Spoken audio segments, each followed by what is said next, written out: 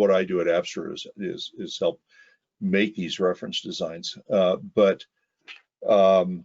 it'll say, it will tell you before you ever deploy it, this isn't going to work.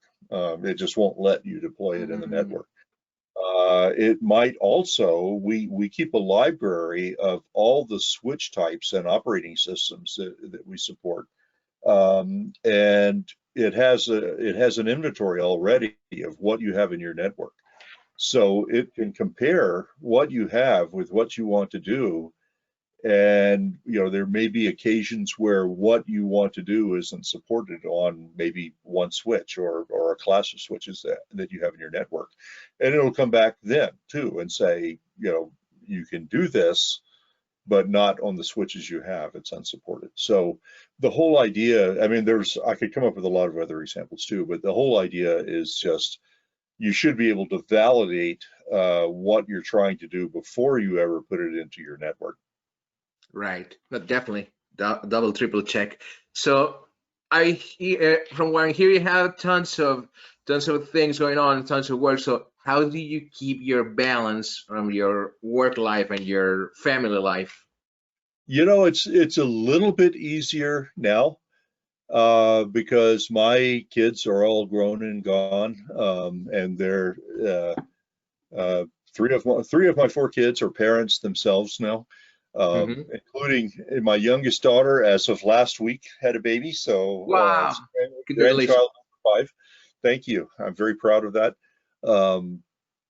But my wife, she's an educator, and so she, you know, does her thing, and I actually have a lot more time now to dedicate to my job than when I was younger.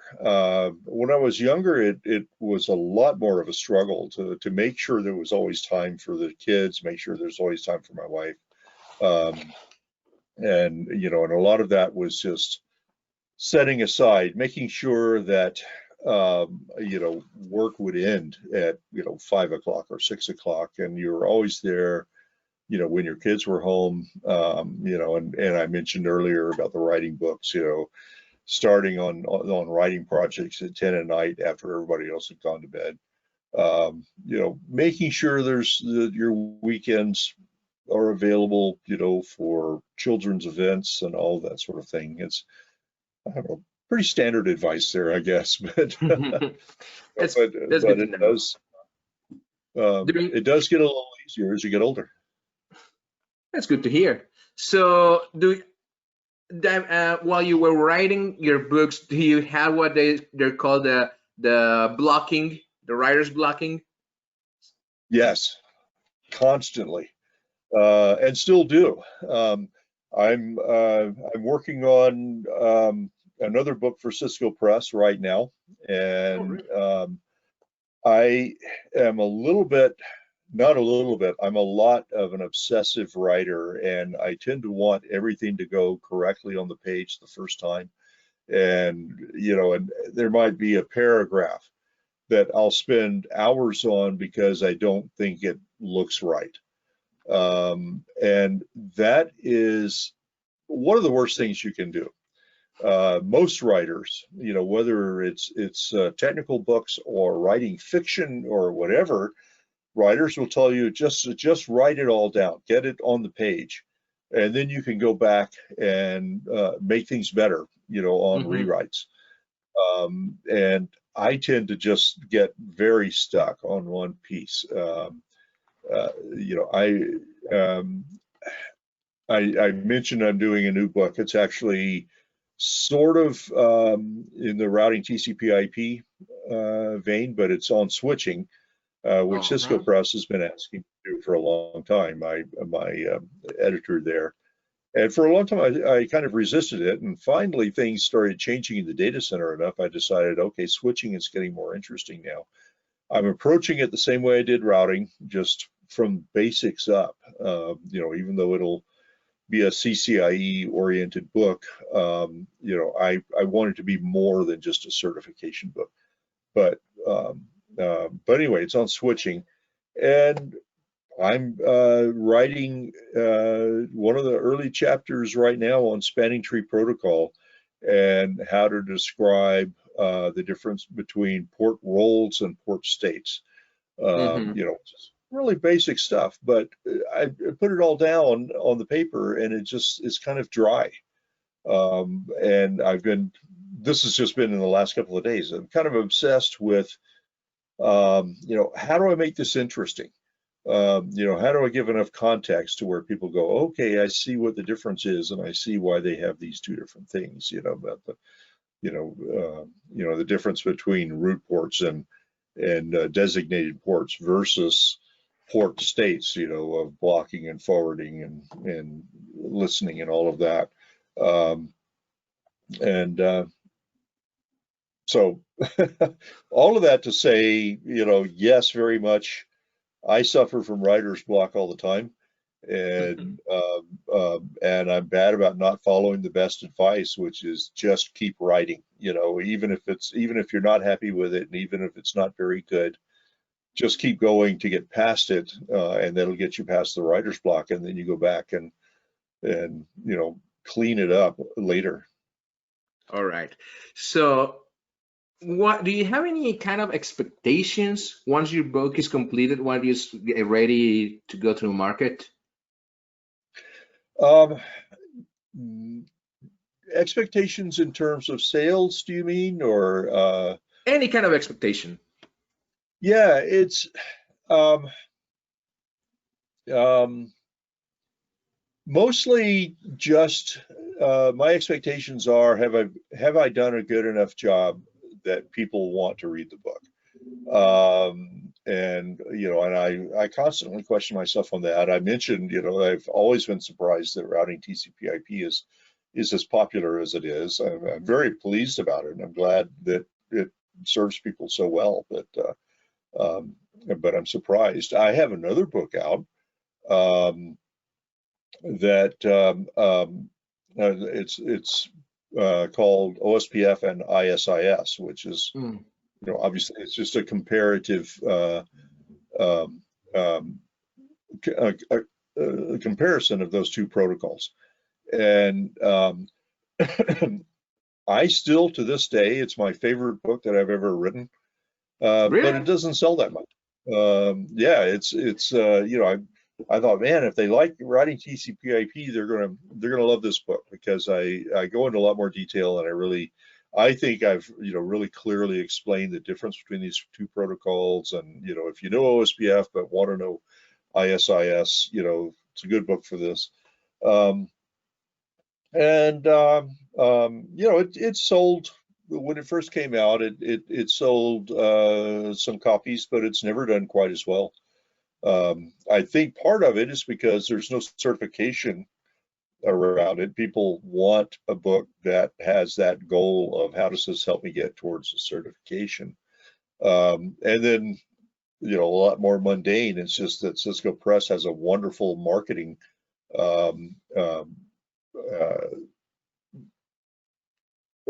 group, and knows how to position a book, how to sell a book. And this other book I wrote for Addison Wesley, and it was just never positioned as well. But you know, so I was a little disappointed that it hasn't.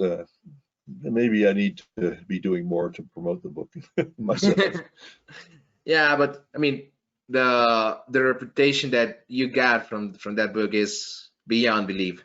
So, what are your own favorite tech authors, or yeah, who like inspire you, or maybe like, I want to do something like him? Maybe not all things like this author, but someone that I think maybe. you know, I would have to go back to who were prominent tech authors when I started writing. Certainly Richard Stevens. He's got his 3 volumes on TCP, you know, that are still classic books. And if you read those, it's exactly all of the things that that I've said, you know, a good tech author needs to do. He explains things really well. You know, it's very clear, very well organized. Another one is Radia Perlman and her classic book, Interconnections. I actually looked back through that book just very recently. And she has so much humor in that book, you know, and it's, you know, it's certainly in some ways it's outdated, but I still recommend people reading it just because it's a good book to read. It's so fun to read, and she explains things so very well. Sam Halabi's book, again, you know, which is what inspired me to want to work for Cisco Press. You know, he lays BGP out so well and explains things so well. You know, as far as now, I'm struggling to think of you know, specific authors that I particularly like now. You know, there's so many of them out there, and I've got so many friends that have written books at this point. But yeah, I think mainly those three I would always hold up as examples of, you know, if you want to write a book, read what they wrote and how they wrote it. Nice. Thank you. Thanks for the recommendation. So now the other way around, without saying names, obviously, but have you ever read someone or some book or article that make you cringe or roll your eyes and disbelief and disappointment, and ask yourself, how did someone get published with that in that way? Yes, so many of those out there. You know, the absolute number one thing that just I can't stand is getting a little bit into the book and realizing this author really doesn't know what they're talking about. And you know, and it's like, I just spent money on something that, you know, is completely useless. You know, and that, I think, more than anything else, there are some authors out there, and I won't name any names, but that are mostly interested in getting books on the market, and they'll collect information and just sort of compile it into a book form. You know, whether it's white papers or, you know, from whatever sources, they'll collect stuff and they don't really know what they're explaining. You can kind of tell it just by the randomness of what's in the book. You know, and I'm just going to throw all this together and you know, I mentioned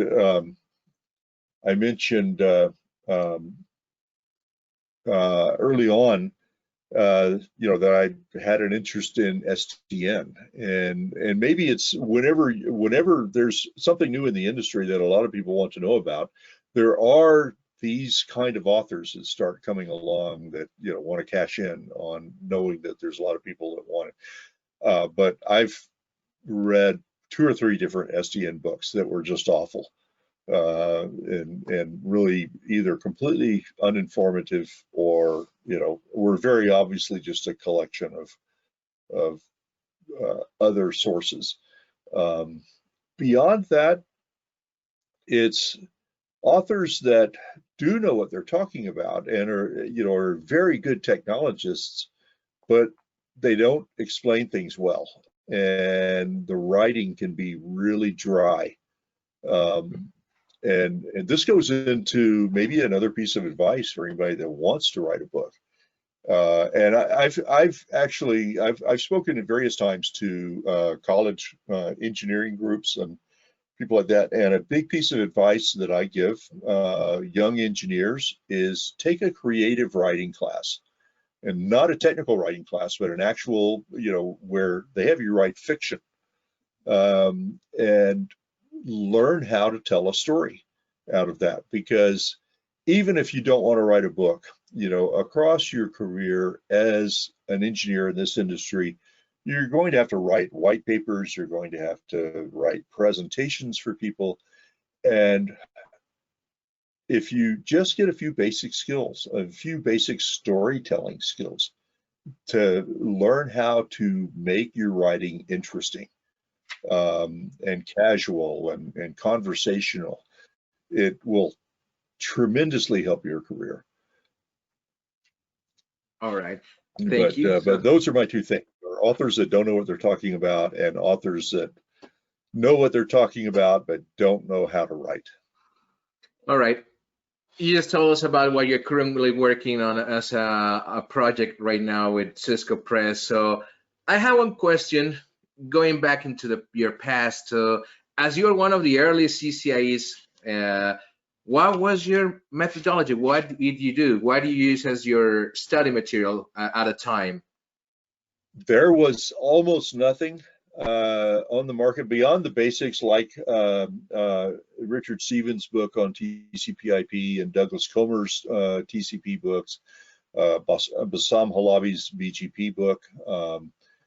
There just was not that many, were not that many book resources and courses and that sort of thing to get you ready for the CCIE.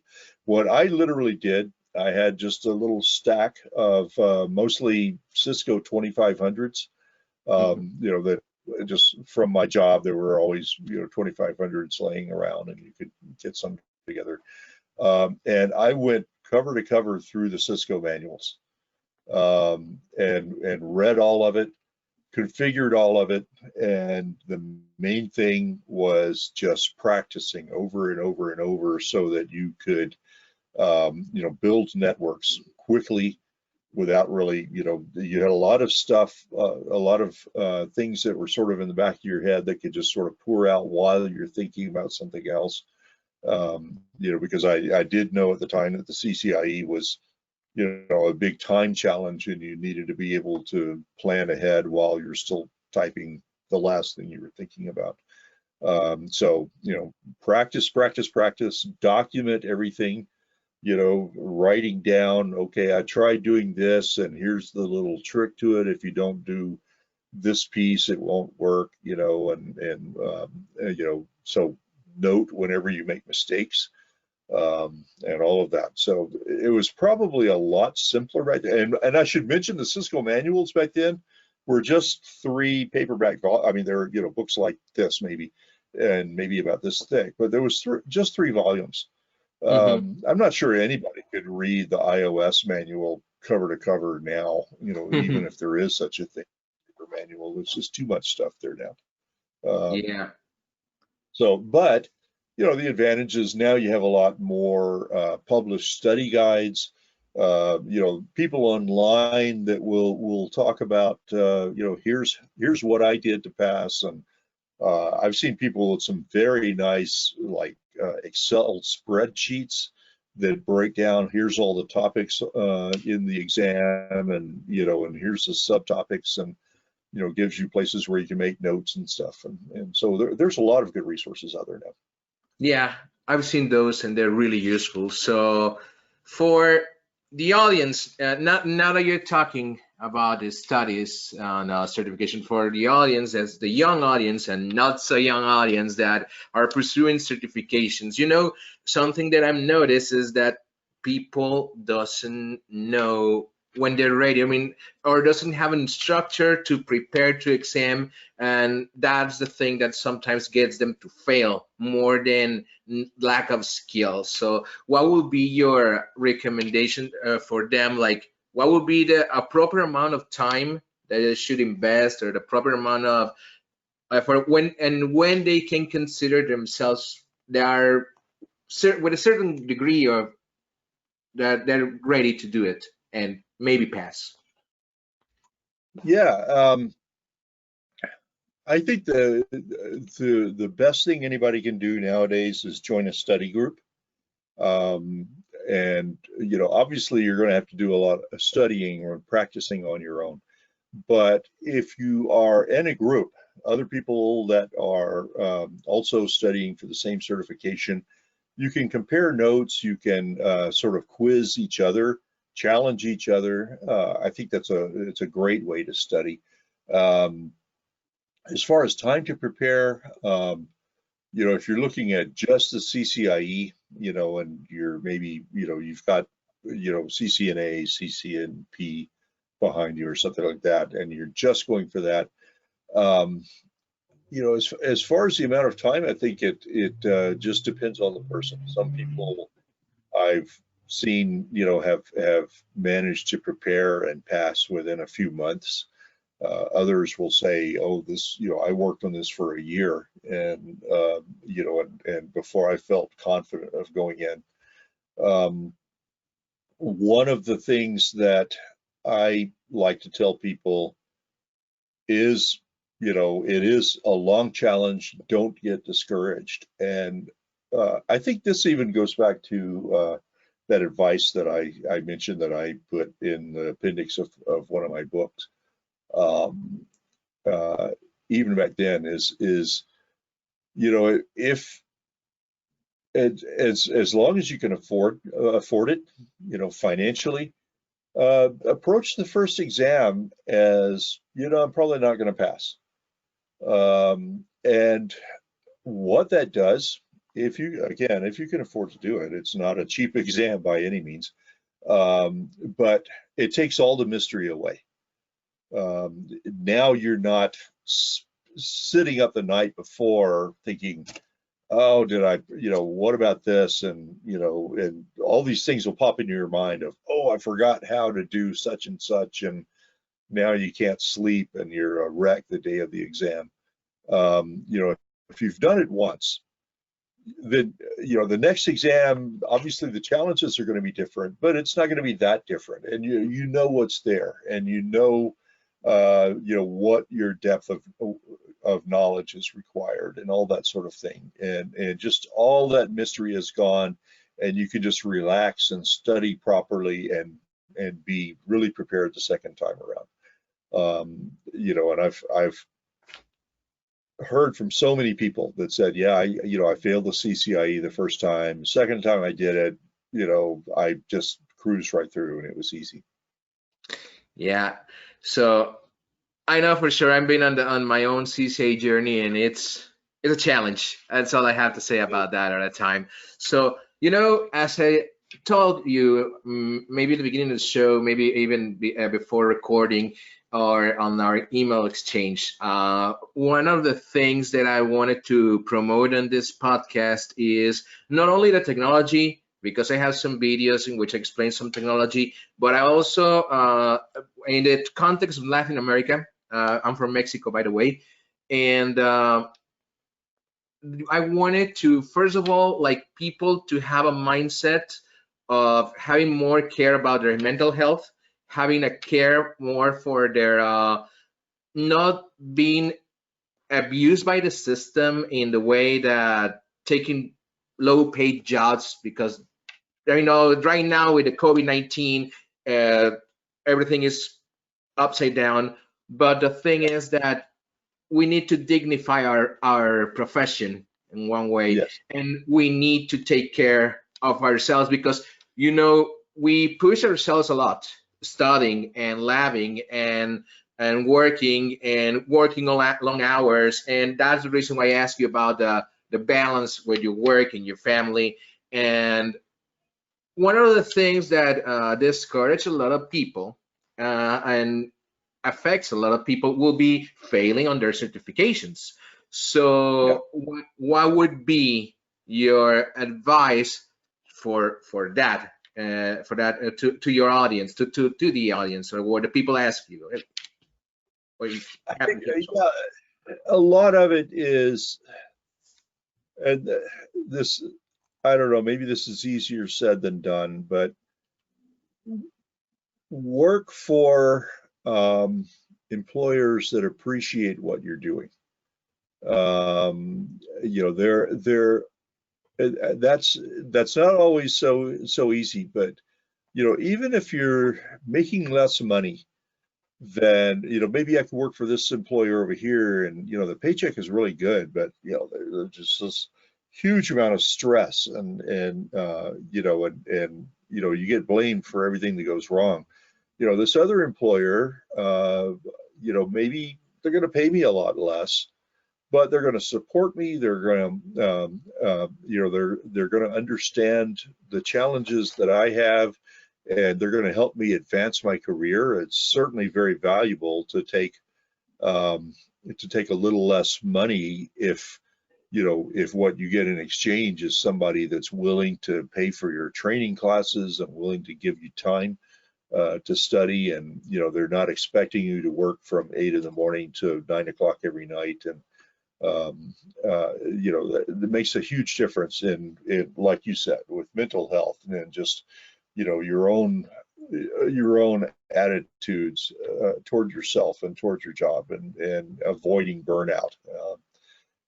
You know, it's just one of the, I won't even say what part of the world it is, but something I see in not in South America, not in Latin America, but in another part of the world. Something I see very commonly are people that are just constantly under pressure to get their certifications. And as a result, you see a lot of training companies. You've probably heard the word dumper. Oh, right, totally.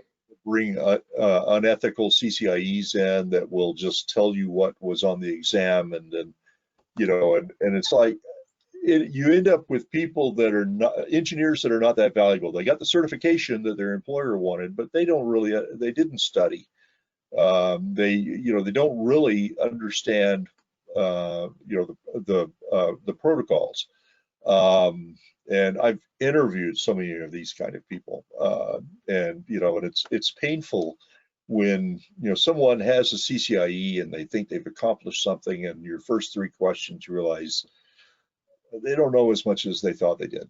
And it's because they don't study to understand. They study to just get the certification. Totally. And it's because employers are pressuring them. Yeah, and you know, it is a, if I may say, it's a very deep and complex problem. For instance, I'm talking about on my perspective that I'm not a native English speaker. I'm lucky enough to speak English, but most of people does not speak English from here. Well, not most, but there's a large percentage of people that doesn't. So one thing, to get a studying material, it's in English, and that is a challenge. Getting the exam in English, and that is a challenge. And there was actually one time in Twitter that there was a thread about how the wording in like the CCIE written exam back in the day, when they added the evolving technology section, they made questions really difficult to understand. I mean, one thing is not passing because you don't understand the technology, because you don't understand how to do things, and not to understand the question itself. That's 2 different animals. So one thing that I thought for myself, because I've been on the CCIE lab exam, I know that you have like all the documentation, but the exams should be like open book exam, because all the time we use the internet on the work. So I don't remember how to do this. You Google it. So that will give it a chance to make the exam really hard, and the dumps will be useless, because it's like the answer is in the internet, go for it. But it will be more oriented to the knowledge and to the results more than to the native billion, it's 1, things like that. No, not like cramming on in your head, but actually get to know your thing or what you're doing, because there's nothing wrong with failing if you know what you did wrong and you're able to correct it in the end. But I've been in this on the certification spat myself on quite some time, and yeah, I have my there's always going to be cheaters, and I'm not going to justify, but there's a lot of things that the industry can do, not only to help to other people, like in other regions in the world where English is not the native tongue, but will decrease the need. If you decrease the need, will decrease the people that use it in ways that you're not making the exam easier, you're just making it more accessible. And that's just my 2 cents. Yeah, I and just as an aside, I mean, I feel very fortunate that I am a native English speaker, because I have no idea how anyone learns this language. It's it's such